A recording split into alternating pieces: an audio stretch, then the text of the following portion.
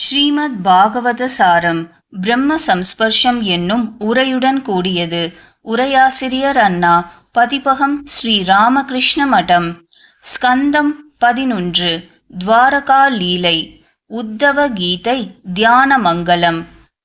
உத்தவர் கூறியது: கிருஷ்ணா, வேதவாதிகள் உயர் நலனை எய்த சாதனங்கள் பல என கூறுகிறார்கள். அவைகளுள் பின்பற்ற வேறுபட்ட பலவும் சிறந்தனவா அல்லது ஒன்றே முக்கியமா? ஸ்ரீ பகவான் கூறியது: ஆதியில் பிரம்மாவிற்கு என்னிடமே மனதை செலுத்தும் பக்தி யோகமாகிய எந்த தர்மமானது உபதேசிக்கப்பட்டதோ அந்த வேத வாக்கானது பிரளய காலத்தில் மறைந்து போயிற்று. பிரம்மாவால் அது தனது முதல் குமாரனாகிய ஸ்வயம்புவ மனுவுக்கு மீண்டும் உபதேசிக்கப்பட்டது. அவரிடமிருந்து பின்னர் பிருகு முதலிய 7 பிரம்ம ரிஷிகள் உபதேசம் பெற்றனர். அம்முனிவர்களிடமிருந்து அவர்களுடைய புத்திரர்களான தேவர்களும் தானவர்களும் குஹ்யகர்களும் மனுஷ்யர்களும் மற்றவர்களும் உபதேசம் பெற்றார்கள். சத்வம், ரஜஸ், தமஸ் ஆகிய குணங்களை மேற்கொண்டு பிறந்த இவர்களுடைய இயற்கை குணங்கள் பலவாறானவை. இவைகளால் உயிர்கள் வேறுபடுகின்றன. உயிர்களின் மதிகளும் அவ்வாறே வேறுபடுகின்றன. எல்லோருக்கும் இயற்கை எப்படியோ அப்படியே விசித்திரமான வாக்குகளும் வேத வாதங்களும் பெருகுகின்றன. இவ்விதம் இயற்கையின் வேறுபாட்டால் சில மனிதர்களின் மதிகள் பரம்பரையாக பேதமடைகின்றன. இன்னும் சிலர் வேதத்தை மறுக்கும் பாஷண்ட புத்தியுடையவர்களாகவும் ஆகின்றனர். புருஷ சிரேஷ்டனே, என் மாயையால் மதிமயங்கிய புருஷர்கள் தொழிலுக்கும் விருப்பத்துக்கும் இணங்க உயர் நலனை பலவிதமாக கூறுகிறார்கள். இவர்களுக்குள்ள உலகங்கள் ஆதியும் அந்தமும் உடையவைகள், கர்மங்களால் ஏற்பட்டவைகள், முடிவில் துன்பம் தருபவைகள், இருள் சூழ்ந்தவைகள், அற்ப சுகம் உடையவைகள், துக்கம் மிகுந்தவைகள்.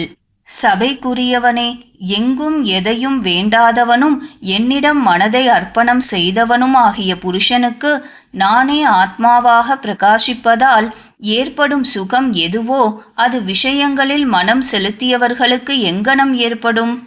உடைமையற்றவனும் கர்மேந்திரியங்களும் ஞானேந்திரியங்களும் அடங்கியவனும் சமச்சித்தனும் என்னிடம் சந்தோஷிக்கும் மனம் உடையவனுமாகிய புருஷனுக்கு திசைகளெல்லாம் சுகமாயிருக்கின்றன. என்னிடம் மனதை அர்ப்பணம் செய்தவன் பிரம்மாவின் பதவியையோ இந்திர பதவியையோ பூலோகத்தை ஆளும் பதவியையோ பாதாளத்தின் ஆட்சியையோ விரும்ப மாட்டான். யோக சித்திகளையும் விரும்ப மாட்டான். மோட்சத்தையும் விரும்ப மாட்டான். என்னை தவிர மற்ற எதையும் விரும்ப மாட்டான். நீர் எனக்கு பிரியராவது போல் பிரம்மாவோ சங்கரரோ சங்கர்ஷனரோ பிரியமுள்ளவர்கள் அல்லர். ஸ்ரீ தேவியும் பிரியமுள்ளவள் அல்லல். என் மூர்த்தியும் பிரியமுள்ளது அல்ல. எதையும் வேண்டாதவனும் சாந்தனும் வைரமில்லாதவனும் சமமான நோக்கம் உள்ளவனும் முனியுமாகிய புருஷனை அவனுடைய பாத தூளிகளால் உலகங்களை பரிசுத்தம் செய்யலாமென்று நான் எப்பொழுதும் அனுசரிக்கின்றேன். உடைமை அற்றவர்களும் என்னிடம் அன்பு பூண்டவர்களும் சாந்தர்களும் உயிர்கள் அனைத்திலும் வாத்சல்யம் உள்ளவர்களும் காமவசப்படாத புத்தி உடையவர்களும் என் பக்தர்களுமான மகான்கள் அபேட்சையின்மையினால் அடையும் சுகம் எதுவோ அதை மற்றவர்கள் அறியார்கள். என்னுடைய பக்தன் இந்திரியங்களை ஜெயிக்காதவனாயினும் விஷயங்களால் பாதிக்கப்பட்டவனாயினும் திடமான பக்தியின் பலத்தால் பெரும்பாலும் விஷயங்களிடமிருந்து அவமதிப்பை அடைய மாட்டான். தீயில் ஸ்புடம் போடப்பட்ட பொன் அழுக்கு நீங்கி இயற்கையான பிரகாச ரூபத்தை அடைவது போல் ஆத்மாவானது என்னிடம் பக்தி யோகத்தால் கர்ம வாசனையை விட்டு என் ஸ்வரூபத்தை அடைகிறது. விஷயங்களை தியானிக்கும் புருஷனுடைய மனம் விஷயங்களில் பற்றுதல் அடைகிறது. என்னை நினைப்பவனுடைய மனம் என்னிடம் லயிக்கிறது. ஸ்திரீகளுடைய சேர்க்கையையும் ஸ்திரீகளுடன் சேருபவர்களின் சேர்க்கையையும் வெகு தூரத்தில் விலக்கி தீரனாகவும் சாவதானனாகவும் பயமற்ற தனி இடத்தில் இருந்து கொண்டு என்னை தியானம் செய்ய வேண்டும். புருஷனுக்கு ஸ்திரீகளின் சேர்க்கையாலும் ஸ்திரீகளுடன் சேருபவர்களின் சேர்க்கையாலும் துன்பமும் பந்தமும் உண்டாவது போல் மற்ற எவ்வகையிலும் உண்டாகாது. உத்தவர் கூறியது: தாமரை கண்ணா, மோட்சத்தை விரும்பியவன் உம்மை எவ்விதம் எந்த வடிவத்தில் தியானம் செய்ய வேண்டும்? இந்த தியான முறையை நீர் எனக்கு உபதேசித்து அருளல் வேண்டும். ஸ்ரீ பகவான் கூறியது: உடல் நிமிர்ந்து சமமான ஆசனத்தில் சுகமாக அமர்ந்து கைகளை மடிமீது வைத்து தன் மூக்கு நுனியில் பார்வையை வைத்து பூரகம், கும்பகம், ரேச்சகம் இவைகளால் பிராணனுடைய மார்க்கத்தை சோதிக்க வேண்டும். ரேச்சகம், கும்பகம், பூரகம் என்ற எதிரிடை கிரமத்திலும் மெதுவாக அபியசிக்க வேண்டும். இந்திரிய ஜெயமுடையவனாக இருக்க வேண்டும். மணியின் நாதம் போல் இடைவிடாது ஹிருதயத்தில் விளங்குவதும் தாமரை நூல் போல் மெல்லியதுமான ஓங்காரத்தை பிராணனால் மேலே சகஸ்ராரம் வரை கொண்டு சென்று அங்கே ஓங்கார துவனியை நிலைநாட்ட வேண்டும். இவ்விதம் பிரணவத்துடன் பிராணாயாமத்தை 3 காலத்திலும் 10 தடவை அபியாசம் செய்வானாயின் 1 மாதத்திற்குள் வாயுவை ஜெயித்தவன் ஆவான். மேலே தண்டும் கீழே முகமும் உடையதாய் முகிழாய் வாழை பூ போல் 8 இதழ்களுடனும் கர்ணிகையுடனும் கூடியதாய் உடலினுள் இருக்கும் ஹிருதயமாகிய தாமரையை மேல் நோக்கி இருப்பதாய் பாவித்து அதன் கர்ணிகையில் சூரியனையும் சந்திரனையும் அக்னியையும் ஒன்றன் மேல் ஒன்றாக தியானம் செய்ய வேண்டும். அக்னியின் நடுவில் என்னுடைய இந்த தியான மங்கள ரூபத்தை ஸ்மரிக்க வேண்டும். குறிப்பு: பிராணாயாமம் சகற்பம் அகற்பம் என்று 2 வகை. பிரணவத்துடன் செய்யும் சகற்ப பிராணாயாமம் சிறந்தது ஆகையால் அது இங்கு கூறப்படுகிறது. சமமானதும் மிகவும் சாந்தமானதும் சுமுகமானதும் நீண்டு அழகிய 4 புஜங்களை உடையதும் மனதுக்கு இனியதும் அழகிய கழுத்தும் அழகிய கன்னங்களும் உடையதும் பரிசுத்தமான புன்முறுவல் உடையதும் சமமான செவிகளில் பொருந்தி பிரகாசிக்கும் மகர குண்டலங்களுடன் கூடியதும் பொன்னாடை அணிந்ததும் மேக சியாமல வர்ணம் உடையதும் ஸ்ரீவத்சம் என்னும் மருவுக்கும் ஸ்ரீதேவிக்கும் இருப்பிடமானதும் சங்கம், சக்கரம், கதை, பத்மம், வனமாலை இவைகளால் அலங்கரிக்க பெற்றதும் தண்டைகளுடன் விளங்கும் பாதங்களை உடையதும் கௌஸ்துப மணியின் ஒளியுடன் கூடியதும் பிரகாசம் பொருந்திய கிரீட்டம், கடகம், மேகலை, தோள் வளை ஆகியவற்றை உடையதும் எல்லா அவயவங்களும் அழகியதும் மனதை கவர்வதும் அனுக்கிரகம் செய்யும் அழகிய முகமும் கண்களும் உடையதும் இளமை பொலிவதுமான என்னுடைய இந்த ரூபத்தை எல்லா அவயவங்களிலும் மனதை செலுத்தி தியானம் செய்ய வேண்டும்.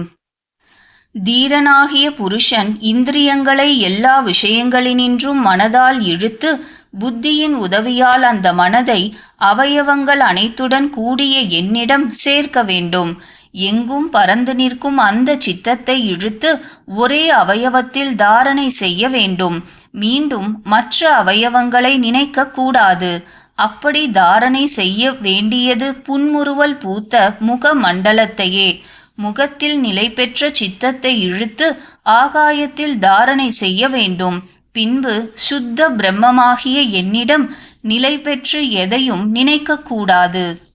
இவ்விதம் நிலை பெற்ற புத்தியுடைய புருஷன் தன்னிடம் என்னையும் சர்வஸ்வரூபியான என்னிடம் தன்னையும் ஒளியில் ஒளி கலந்தாற்போல் பார்ப்பான். இவ்வாறு மிகவும் தீவிரமான தியானத்தால் மனதை ஆத்மாவிடம் சேர்க்கும் யோகிக்கு பார்க்கப்படும் பொருள், பார்ப்பவன் என்ற அறிவு, பார்க்கும் செயல் என்ற வேற்றுமை மயக்கம் விரைவில் ஒழிவடைகிறது. இந்திரியங்களை ஜெயித்தவனும் சுவாசத்தை ஜெயித்தவனும் என்னிடம் மனதை தாரணை செய்தவனுமாகிய யோகிக்கு சித்திகள் உண்டாகின்றன.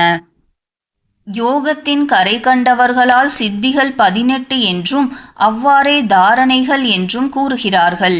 அவைகளில் 8 என்னை முக்கியமாக கொண்டவை, 10 குணங்களை காரணங்களாக கொண்டவை.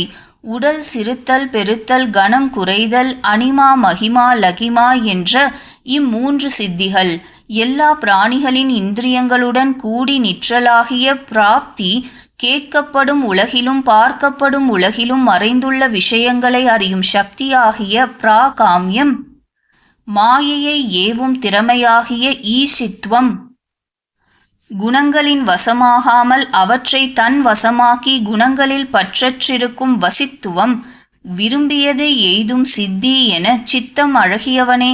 8 சித்திகளும் என்னுடைய தியானத்தால் இயற்கையாகவே ஏற்படுபவைகள்.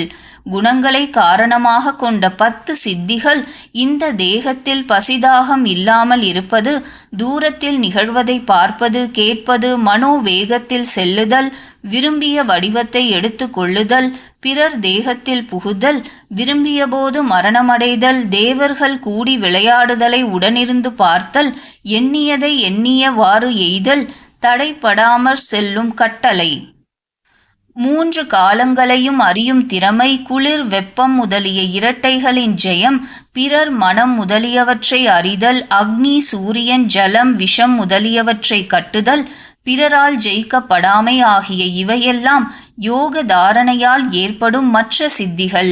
இவை உத்தேசமாக கூறப்பட்டன. என்னை விட எதையும் மேலாக கருதாத யோகி சத்தியஸ்வரூபியான என்னிடம் மனதை நிறுத்தி எந்த சமயத்தில் எவ்வாறு எண்ணுகிறானோ அதை அவ்வாறே அடைகிறான். அனைத்தையும் ஆள்பவனும் அனைத்தையும் வசமாக கொண்டவனுமான என்னுடைய ஸ்வபாவத்தை எந்த புருஷன் அடைந்தவனோ அவனுடைய கட்டளை என் கட்டளை போல் எங்கும் வீணாகாது. என்னிடம் பக்தியால் பரிசுத்தமான மனம் உடையவனும் தாரணைகளை அறிந்தவனுமான அந்த யோகிக்கு பிறப்பும் இறப்பும் அடங்கலாக 3 காலத்தையும் வியாபிக்கும் சித்தி உண்டாகிறது. என்னை சார்ந்த யோகத்தில் பாடுபட்டு பழகிய சித்தமுடைய முனிவனுக்கு அவனுடைய யோகமயமான தேகம் அக்னி முதலியவைகளால் அழிவுறாது. ஜல ஜந்துக்களுக்கு ஜலம் கெடுதி செய்யாதவாறு ஸ்ரீவத்சம் முதலியவற்றால் அலங்கரிக்கப் பெற்ற என்னுடைய வடிவங்களை கொடி குடை விசிறி முதலியவற்றுடன் தியானிக்கும் யோகி பிறரால் ஜெயிக்கப்படாதவன் ஆவான். இந்திரியங்களை ஜெயித்து அடங்கியவனும் மூச்சையும் மனதையும் ஜெயித்தவனும் என்னிடம் தாரணையை நிலையாக கொண்டவனுமான முனிக்கு எந்த சித்திதான் அடைதற்கரிது? ஆனால் என்னை அடைய விரும்பி உத்தம யோகத்தை கை கொண்டவனுக்கு இவைகளை இடையூறுகளாகவே கூறுகிறார்கள். இவை வீண் கால போக்குக்கே காரணமாகின்றன. பிறப்பாலும் மூலிகைகளாலும் தவத்தாலும் மந்திரத்தாலும் ஏற்படும் சித்திகள் எவையோ அவை அனைத்தையும் ஒருவன் என்னிடம் யோகத்தால் அடைவான், மற்றவைகளால் அடைய மாட்டான். ஆகையால் மற்ற யோக மார்க்கங்களை என் பக்தன் விட வேண்டும். சித்திகள் அனைத்திற்கும் வேதவாதிகளுடைய தர்மத்திற்கும் சாங்கியத்திற்கும் யோகத்திற்கும் அனைத்திற்கும் காரணமாயிருப்பவனும் ஆள்பவனும் அளிப்பவனும் நானே. பிருத்திவி அப்பு தேயு வாயு என்ற பொருள்களில் சூக்ஷ்மமான மகாபூதங்கள் உள்ளும் வெளியும் வியாபித்திருப்பது போல் உடல் படைத்தோரின் ஆத்மாவாகிய நான் உள்ளும் வெளியும் ஆவரணம் இல்லாமல் வியாபித்திருக்கின்றேன். உத்தவர் கூறியது. சிறந்த ஐஸ்வர்யங்களுக்கு இருப்பிடமான அச்சுதா, பூமியிலோ ஸ்வர்க்கத்திலோ பாதாளத்திலோ திசைகளிலோ உம்முடைய பெருமைகளாக கருதப்படுபவை எவையோ அவற்றையெல்லாம் எனக்கு சொல்ல வேண்டும். பரிசுத்தத்திற்கு உறைவிடமாகிய உமது பாத கமலங்களில் பணிகின்றேன். ஸ்ரீ பகவான் கூறியது.